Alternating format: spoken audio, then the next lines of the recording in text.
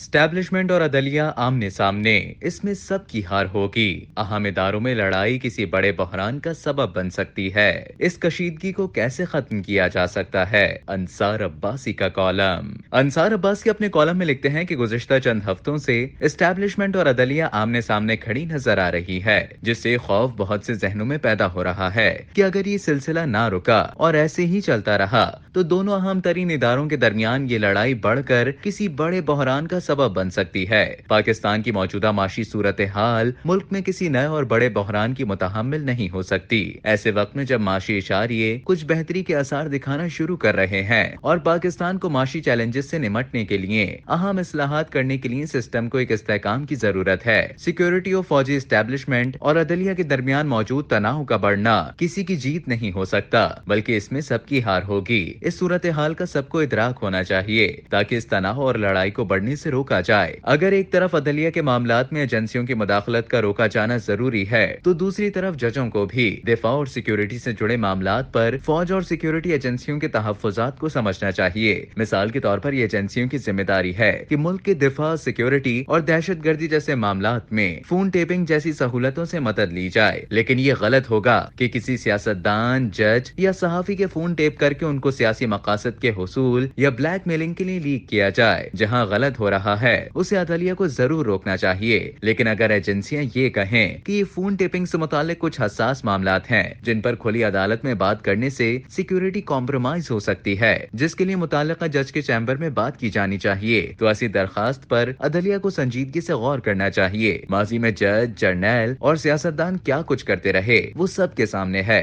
جس سے ہمیں بحیثیت قوم سبق سیکھ کر آگے ایسے انداز میں بڑھنا چاہیے کہ ہر ادارہ اپنے دائرۂ کار میں رہ کر کام کرے۔ فوج اور ایجنسیاں دفاع، سیکیورٹی اور دہشت گردی جیسے اہم ترین معاملات پر اپنی توجہ مرکوز رکھیں۔ عدلیہ عوام کو سستے اور جلد انصاف کی فراہمی کے خواب کو شرمندہ تعبیر کرنے میں رات دن ایک کرے۔ سیاستدان اسٹیبلشمنٹ اور عدلیہ میں جائز ناجائز سہارے تلاش کرنے کے بجائے اپنی سیاست کا مرکز ملک اور عوام کی خدمت کو بنائے رکھیں۔ اسی میں سب کا فائدہ اور ہر کسی کی عزت ہوگی۔ ہمیں مضبوط فوج، غیر سیاسی ایجنسیاں، آزاد عدلیہ اور ایسی پارلیمنٹ اور سیاسی حکومت چاہیے جو آئین پاکستان کے مطابق ملک و قوم کی خدمت میں دن رات ایک کر دے۔ لیکن سب کچھ ایک خواب کی طرح نظر آتا ہے۔ معاملات ہیں کہ سلجھنے کا نام نہیں لے رہے۔ جو ہم چاہتے ہیں اور جس ادارے سے جو امیدیں وابستہ ہیں اس کا الٹ ہی ہوتا ہوا نظر آتا ہے۔ موجودہ صورتحال میں جہاں اسٹیبلشمنٹ اور عدلیہ کے درمیان تناؤ کی صورتحال ہے، اس کو ختم کرنے کے لیے صدر اور وزیر اعظم کو خاموش تماشائی بننے کے بجائے اپنا کردار ادا کرنا چاہیے۔ وزیر اعظم کو چاہیے کہ وہ صدر سے بات کریں کہ وہ دونوں اداروں کے درمیان موجودہ کشیدگی کو ختم کرنے کے لیے اپنا کردار ادا کریں۔ صدر پاکستان کے عہدے کی نوعیت ایسی ہے کہ وہ سپریم کورٹ اور ہائی کورٹس کے چیف جسٹس حضرات کے ساتھ ساتھ فوج اور سیکیورٹی ایجنسیوں کی اعلیٰ قیادت کا وزیر اعظم کی موجودگی میں ایک اجلاس بلا سکتا ہے، جس کا واحد مقصد اسٹیبلشمنٹ اور عدلیہ کے درمیان موجودہ کشیدگی کو ختم کرنا ہونا چاہیے۔ دیکھتے ہیں کہ اس بارے میں صدر آصف علی زرداری اور وزیر اعظم شہباز شریف اپنی ذمہ داری پوری کرتے ہیں یا اداروں میں کشیدگی بڑھنے کا انتظار کریں گے۔